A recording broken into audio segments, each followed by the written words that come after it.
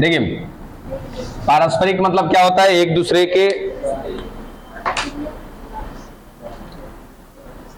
और समष्टि यानी कि यहाँ पे पॉपुलेशन की बात हो रही है कि जो जनसंख्या है वो एक दूसरे से आपस में कुछ क्रियाएं करेंगे, जिसे हम क्या कहेंगे, समष्टि पारस्परिक क्रिया।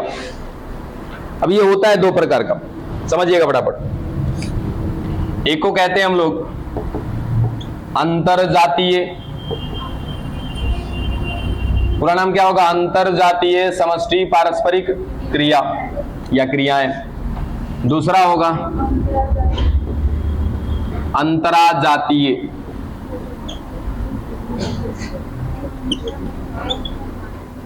Intra specific interaction.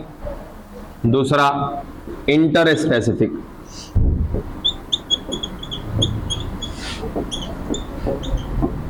डन।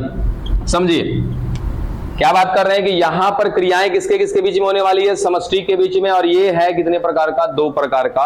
अंतराजातीय यानी कि क्या होगा, एक ही प्रकार के जाति में,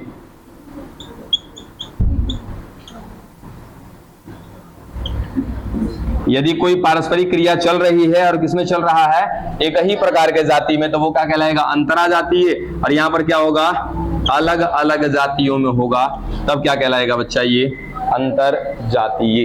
ठीक है। अब तनी कोई भी एग्जाम्पल फटाफट बता पाएंगे क्या अंतरा जातीय का? जैसे कुछ हो गया तो बंद हो गया। हाँ बिल्कुल हो जाएगा। ठीक है, मान लिया जाए कि एक बंदर, इस पे एग्जाम्पल हम लोग ले भी चुके हैं ऐसा एग्जाम्पल। ठीक है, इस रूम में क्या कर दिया कि आपको भी बंद कर दिया और एक बंदर को भी बंद कर दिया 10 दिन के लिए, आप भी भूखे वो भी भूखा। अब बाद में बीच में दरवाजा खोला, एक दर्जन केला फेंक दिया, तो क्या लगता है आप में और बंदर में लड़ाई नहीं हो जाएगा?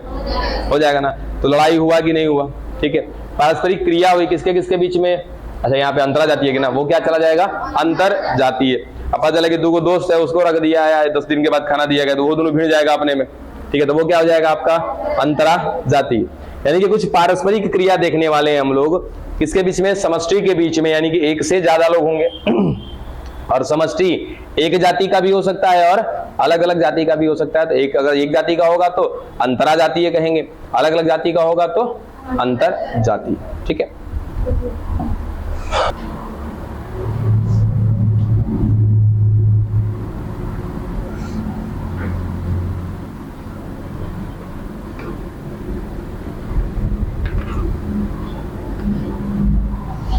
देखिए अंतरजातीय में क्या होने वाला भाई, अलग अलग जाति के बीच में कुछ पारस्परिक क्रियाएं हम लोग देखने वाले हैं।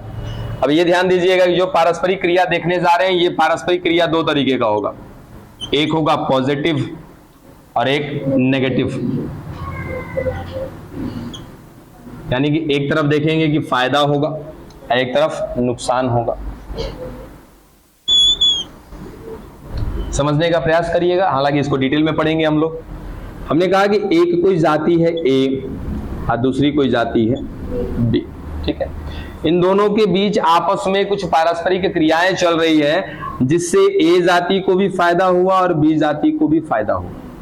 क्या मैं दोनों का दोनों धनात्मक दिख रहा है क्या? यानी कि मैं कहूंगा कि क्या हुआ है, फायदा हुआ है। इसीलिए हमने क्या बोला था कि एक में क्या होगा, पॉजिटिव की बात करेंगे और एक में नेगेटिव की बात करेंगे। तो दोनों को फायदा होगा यदि, तो ऐसी स्थिति को कहते हैं क्या हम लोग, सहोपकारिता।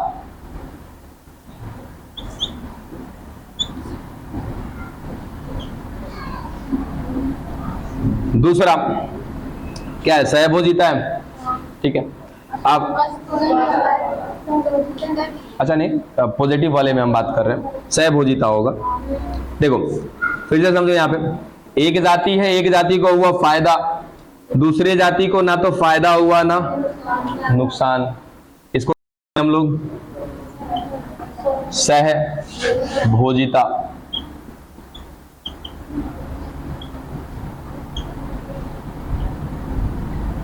दो बातें आएंगी किसमें, धनात्मक में।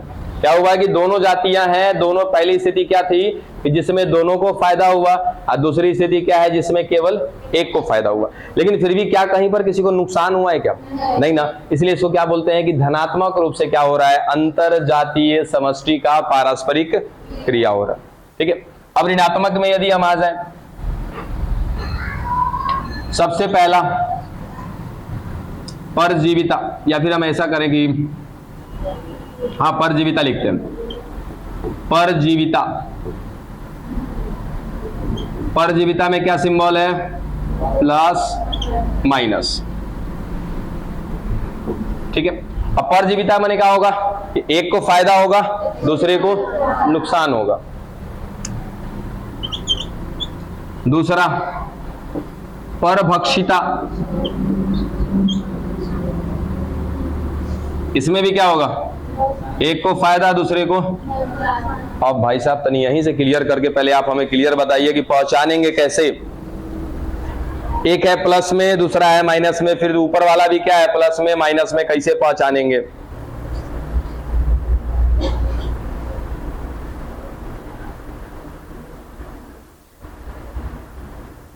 अच्छा चारों लिख देते हैं पहले। तीसरा क्या है, स्पर्धा। स्पर्धा में क्या होगा, दोनों का नुकसान होगा। स्पर्धा माने लड़ाई करेंगे एक दूसरे से, माइनस माइनस। और यहाँ पे जाति लिखना भूल गए, यहाँ दिखा देते ए इधर बी। और चौथा है एमेंसलिज्म, यानी कि अंतर जाति है ना, अंतरा है। कहां से बुरा लेखा बता देती है सब, अंतर जातीय। अब इसमें क्या होगा कि भाई एक को कोई नुकसान नहीं, दूसरे को नुकसान होने वाला है। ठीक है, ऐसा यानी कि जीरो और माइनस।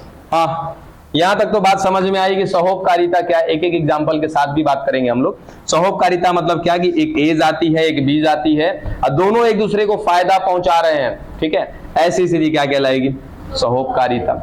एक दूसरा स्थिति हमने देखा है कि दो जातियां हैं, इसमें से एक जाति और दूसरी जाति दोनों एक दूसरे के साथ पारस्परिक क्रिया कर रहे हैं, चलो ठीक है, लेकिन इसमें से एक को फायदा हो रहा है दूसरे को कोई फायदा कोई नुकसान नहीं हो रहा है। ऐसी स्थिति किसको बताएगी, धनात्मक को ही बताएगी। ये दोनों भी धनात्मक है, ये भी किसमें आया, धनात्मक। देखो आपके बुक में अलग अलग करके नहीं दिखा है, हमने बस केवल आपको धनात्मक और ऋणात्मक में स्थिति ला करके दी है कि कोई पारस्परिक क्रिया चल रहा है तो ये धनात्मक क्रिया होगा और ये ऋणात्मक क्रिया होगा। ठीक है, अब खुद से समझ लीजिएगा कि प्लस प्लस है तो प्लस, प्लस जीरो है तो भी प्लस, और इधर क्या है plus minus minus, plus minus minus minus minus. अब प्लस मत कर दीजिएगा, नुकसान इसका भी हुआ है नुकसान इसका भी हुआ है। ठीक है, और उसके बाद एक तरफ कोई नुकसान नहीं हुआ दूसरे तरफ नुकसान हुआ है, यानी कि कुल मिला जुलाकर कहीं ना कहीं किसी ना किसी जाति का नुकसान हो रहा है। ठीक है, यहां पर नुकसान किसी प्रकार का नहीं था।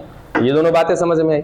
अब ये परजीविता और परभक्षिता दोनों में एक को फायदा हो रहा है दूसरे को नुकसान हो रहा है, चलो ठीक, लेकिन कैसे हम इन दोनों के बीच में अंतर स्थापित करें कि परजीविता क्या है और परभक्षिता क्या है। अब इसका छोटा सा एग्जांपल ये बताओ, आपके सर पे जुए रहते हैं क्या? ठीक है, अब जुआ है तो वो जो जू है उसको क्या कहोगे, परभक्षी कहोगे कि परजीवी कहोगे?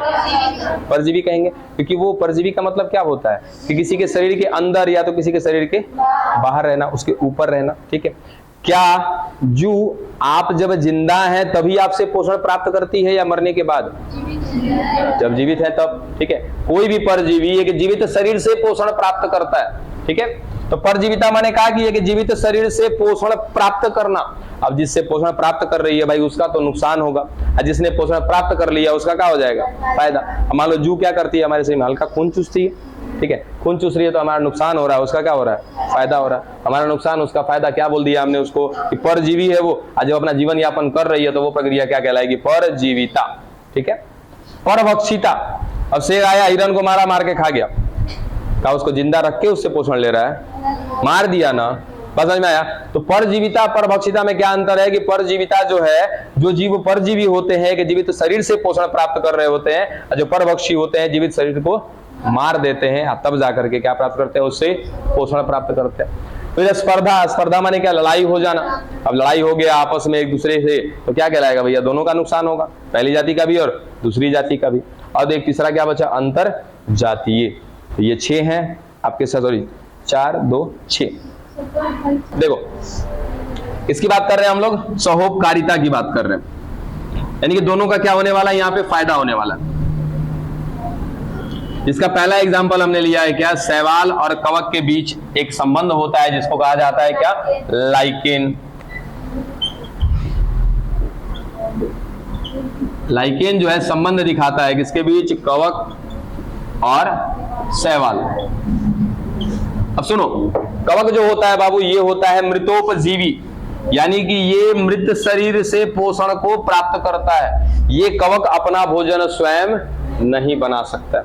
अब शैवाल क्या है, तो शैवाल पहले से ही कैसा होता है, हरा होता है। जहां भी देखोगे ये हरा हरा होता है, ठीक है। और सबसे ज्यादा हमारे पृथ्वी पे प्रकाश संश्लेषण करने वाला भी कौन है, शैवाल है। इसी का देन है कि आज हम लोग जिंदा हैं पृथ्वी पे। यदि शैवाल खत्म हो जाता या शैवाल ने शुरुआत में प्रकाश संश्लेषण नहीं किया होता तो आज हमारे इस वातावरण में ऑक्सीजन नहीं होता, वायु नहीं होती। इट मीन्स आप ऐसा कह सकते हो कि पृथ्वी पर वायुमंडल का कोई नामो निशान नहीं होता।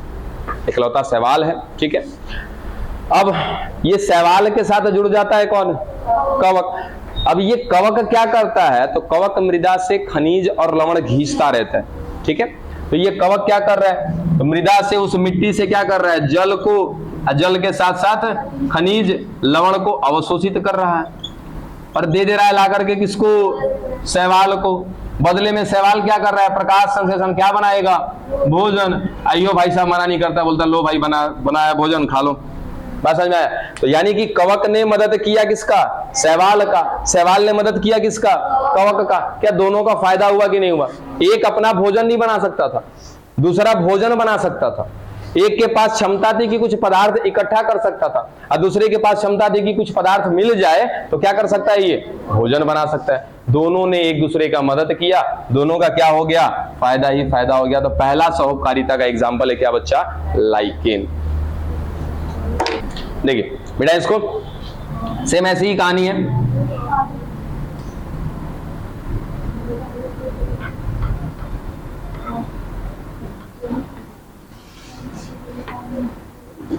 अब शैवाल जो है एक तरीके से पादप में ही आएगा, किसमें आएगा,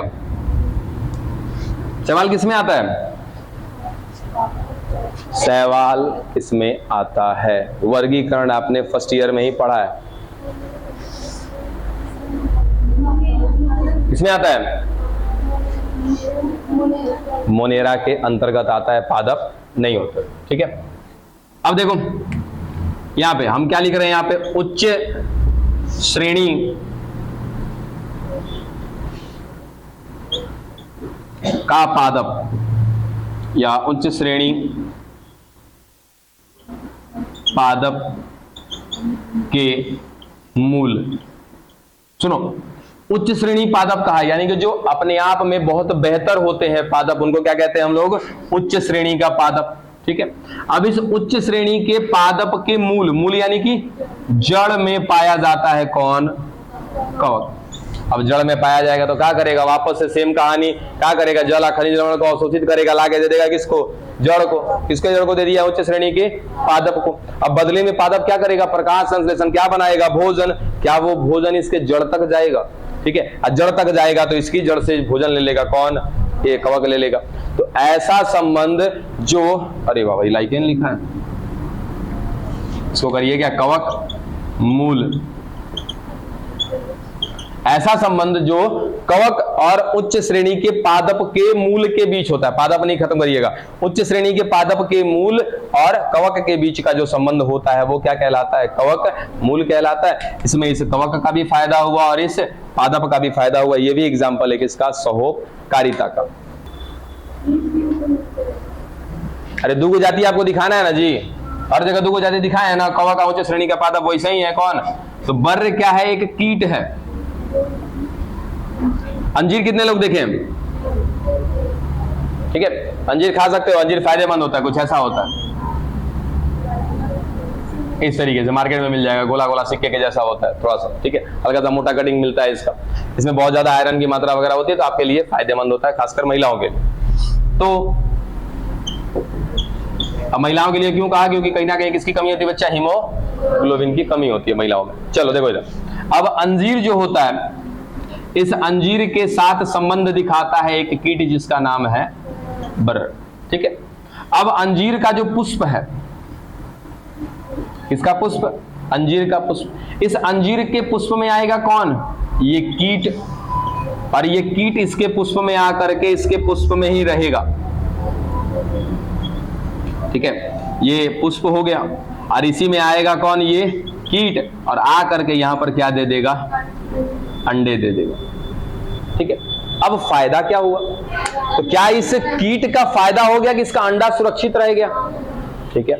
साथ ही साथ अब इस पौधे का, इस पादप का या फिर अंजीर के फूल का क्या फायदा हुआ कि जब ये अंडा देने के लिए बर आएगा तो क्या ऐसा चांस नहीं बनता है कि इसी के परागकण को उठा के इधर उधर कर दे, यानी कि कुल मिला जुला करके इस अंजीर का क्या फायदा है, परागण। हो सकता है कि इसके कीट के आने के वजह से इसके पुष्प का क्या हो जाए, परागण हो जाए। बाकी इसका फायदा क्या हुआ कि इसने अपने अंडे को सुरक्षित रख दिया एक जगह पर ले जा करके। बात समझे, 3 हो गया। चौथा लिखिए, ऑर्चिड और भृंग, भ्रंग क्या कहते हैं, भ्रंग होता है, भृंग, अरे भृंग जो है वो कीट है भाई, लाल रंग का होता है, डॉटेड। ऑर्चिड और ऑर्चिड के साथ भृंग,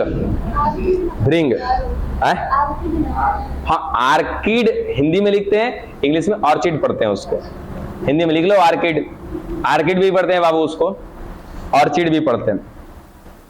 जब इंग्लिश का प्रोनाउंसिएशन होगा तो ऑर्चिड कहते हैं, हिंदी में आर्किड कहते हैं। तो आर्किड और भृंग के बीच में भी क्या होता है, सेम कहानी। वो भृंग जो कीट है आएगा उस ऑर्किड के पौधे में जाएगा, जाकर के अंडे दे देगा, सेम कहानी है। ये अंडे को सुरक्षा मिल गया, साथ ही साथ उस पुष्प का क्या हो जाएगा, परागण हो जाएगा। तो ये 4 तरीके से हमने एग्जाम्पल देख लिया, ठीक है। और एगो है आर्किड का लिख लिया ना, अब कितना एग्जाम्पल हुआ, 4। 5वां एग्जाम्पल लिखो, आर्किड और फिश।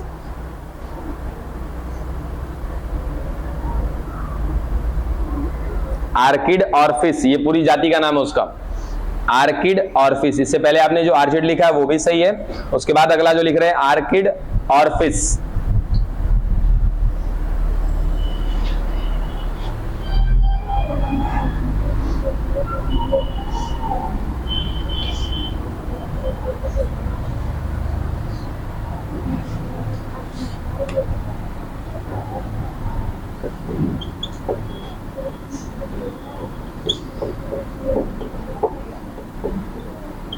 अभी जो गुड्डा जैसा जो फूल देखे हो ना, उसी का नाम है क्या, आर्किड और फिश। अब यहां पे क्या होता है देखिए जरा, हम लोग समझिए।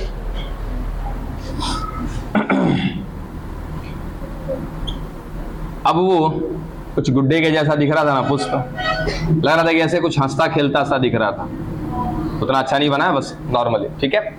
ये कौन है, आर्किड और फिश हो गया। अब इसको देख करके नर मधुमक्खी आकर्षित हो जाएगा, लार टपकाता हुआ दौड़ जाएगा इसके तरफ, समझे। हालांकि एक्चुअल में क्या है, फूल है, पुष्प है, लेकिन इस नर मधुमक्खी को क्या फील होता है कि यहां पे कौन बैठी हुई है, एक मादा मधुमक्खी, समझे। अब इस फील को लेकर के आकर्षित हो जाता है और आकर्षित होकर के कहां चला गया, इस आर्किड और फिश के पास चला गया।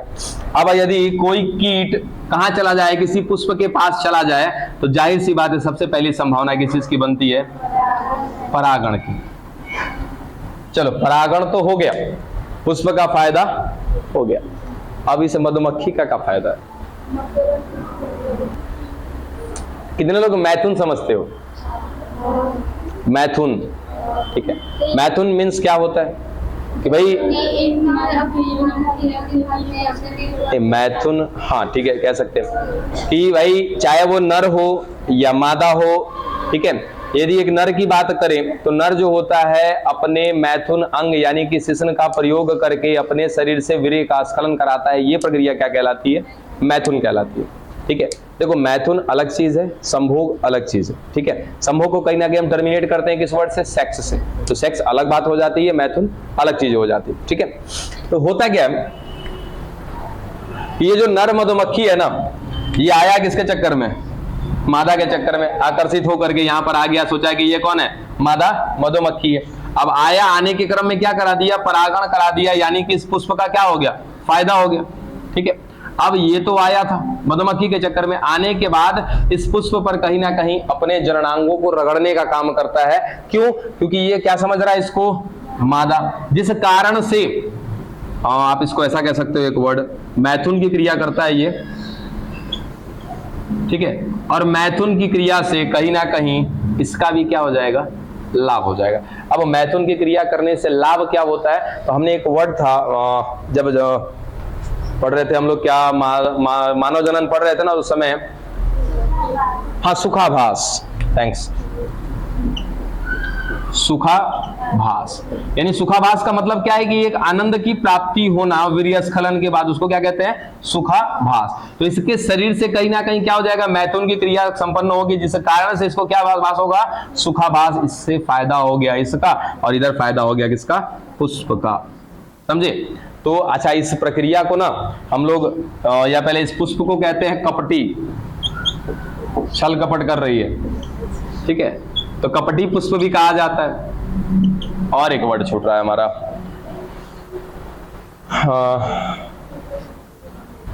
वास्तविक, और वास्तविक का उल्टा क्या होता है? आभासी। तो इस प्रक्रिया को कहते हैं आभासी मैथुन।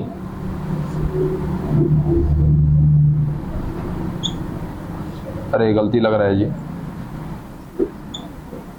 जो सही होगा देख लेना। आभासी मैथुन। अब आभासी मैथुन इसलिए कहा गया क्योंकि इस मैथुन की क्रिया के द्वारा किसी प्रकार का कोई निषेचन वगैरह नहीं हो रहा है, इसलिए क्या बोला इसको? आभासी मैथुन। कुल मिलाजुला कर यहाँ पुष्प का भी फायदा हो गया और इस नर मधुमक्खी का भी फायदा हुआ। 5 एग्जाम्पल खत्म। सहोपकारिता। अब इसके बाद लेकर के आइए किसको? सहभोजिता है, सहभोजिता लेकर आइए।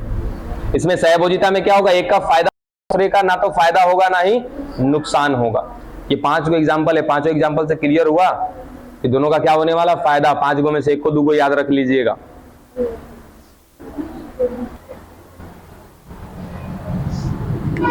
और दूसरा उसके साथ एक जाति लगाइएगा, ऑर्किड, वापस से।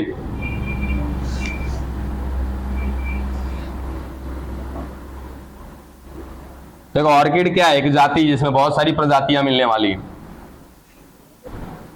यानी कि ऑर्किड के बहुत सारे प्रकार आप कह सकते हो।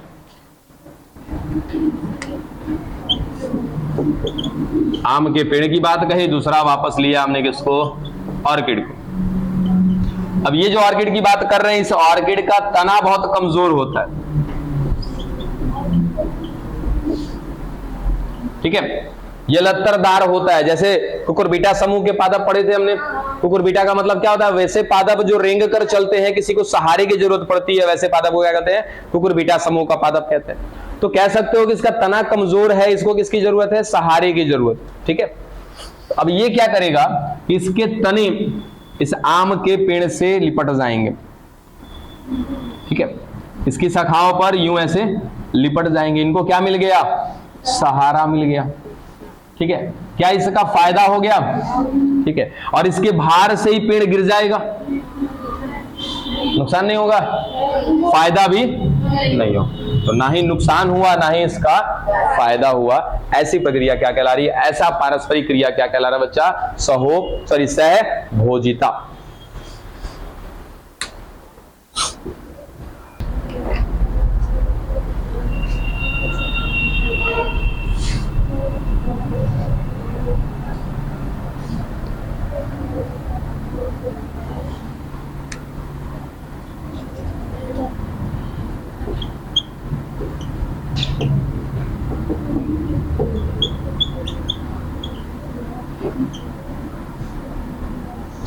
देखिए, अब बार्निकल क्या है? तो बार्निकल एक कीट है।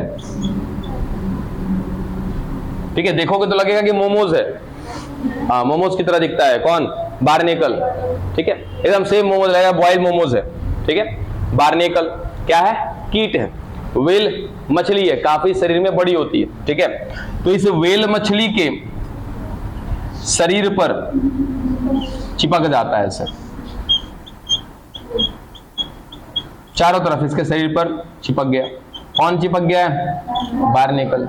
और आप जब देखोगे इसको, जाके सर्च भी करना, देख लेना, अगर देखोगे तो मिल जाएगा, लगेगा ऐसा कि इसके त्वचा में धंस गया। धंसने के बाद लगेगा कि इससे पोषण प्राप्त कर रहा है, लेकिन ऐसा कुछ भी नहीं। व्हेल मछली को इनके शरीर पर बार्नेकल के वजह से 1 पैसा का ना तो नुकसान है ना ही फायदा। ठीक है, फायदा किसका होने वाला है? बार्नेकल का। ठीक है, अब फायदा की गिनती करें यदि हम, तो पहले तो सैर सपाटा कर रहा है इसके शरीर पे। ठीक है, हालांकि घूमने से इसका कोई खास फायदा नहीं है। क्या ये व्हेल मछली कभी मतलब पानी के सतह पे जाएगी क्या? कब जाएगी? जब उसको श्वास लेना होता है तो ये व्हेल मछली कहाँ जाती है? पानी की सतह पर जाती है। और जब वो पानी की सतह पर जाएगी तो एक शब्द मैंने ख्याल से मैंने आपको बता रखा है, पादप प्लावक पढ़ा है? फाइटो प्लैंकटन,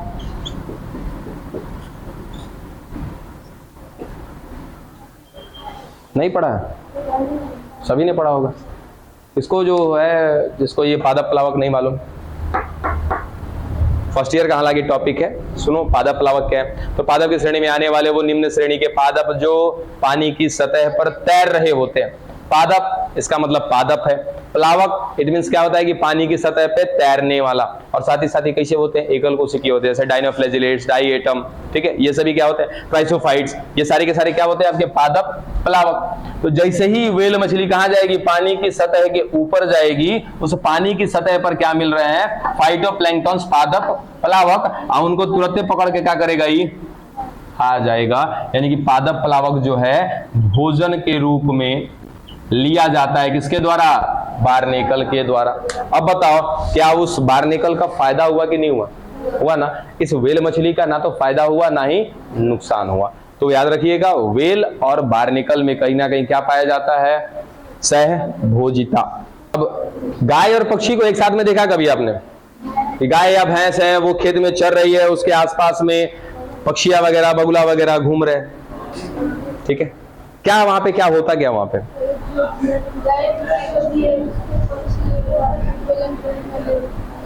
एक मिनट बताइए फिर से।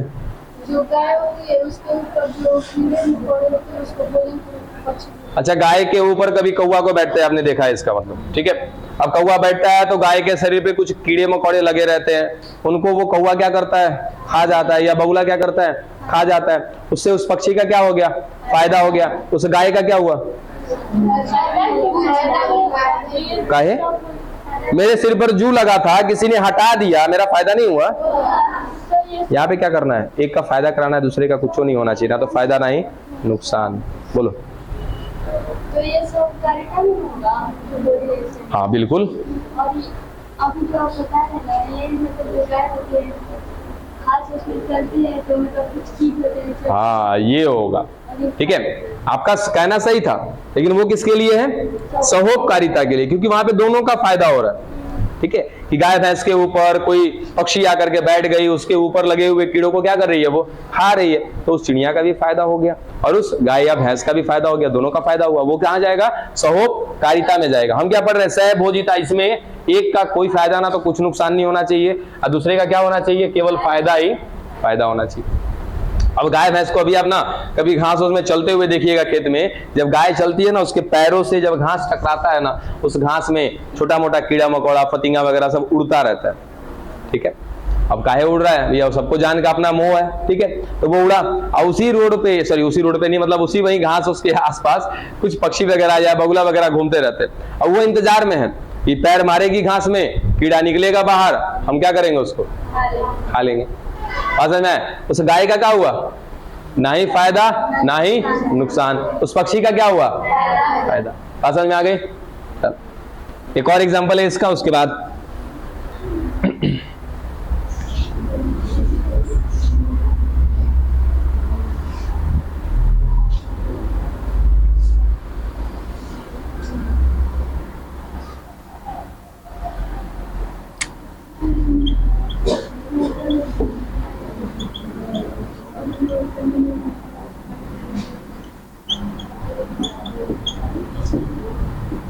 देखिए क्या बोला कि दो जातियां यहां पर, सी एनेमोन और दूसरा क्लाउन फिश। अब इन दोनों में एक का फायदा होने वाला है, दूसरे का ना ही फायदा ना ही नुकसान। तो ना ही फायदा ना ही नुकसान में कौन है आपका सी एनेमोन, और प्लस में कौन जा रहा है क्लाउन फिश। अब ये कैसे, तो आपने अगर मूवी वगैरह में देखी होगी कभी, तो देखिएगा कि समुद्र के नीचे तल में ऐसे लंबे लंबे होते कुछ झाड़ियां जैसी, ठीक, हाँ बिल्कुल, तो ये झाड़ियां जैसी हैं एक जगह पे, और जो ये झाड़ियां हैं ये सिलिंट्रेटा समूह में आती हैं, ठीक है, कौन सी एनेमोन। अब सिलिंट्रेटा समूह का है, जाके पढ़ना हो तो पढ़ लीजिएगा फर्स्ट ईयर वाले टॉपिक में। अब इसी झाड़ियों में आकर के छिप जाती है कौन, ये क्लाउन फिश, आकर के इसके पूरे तह में जाकर के छिप जाती है। काहे छिप रही होगी पता है ना, अपने आप को शिकार होने से बचाने के लिए छिपा लेती है। तो फायदा हो गया किसका, मछली का, और इस सी एनेमोन का ना ही फायदा हुआ ना ही नुकसान हुआ। यानी कि उस मछली के जाने से उस सिलिंट्रेटा समूह में आने वाले सी एनेमोन का किसी प्रकार का ना ही फायदा है ना ही नुकसान है।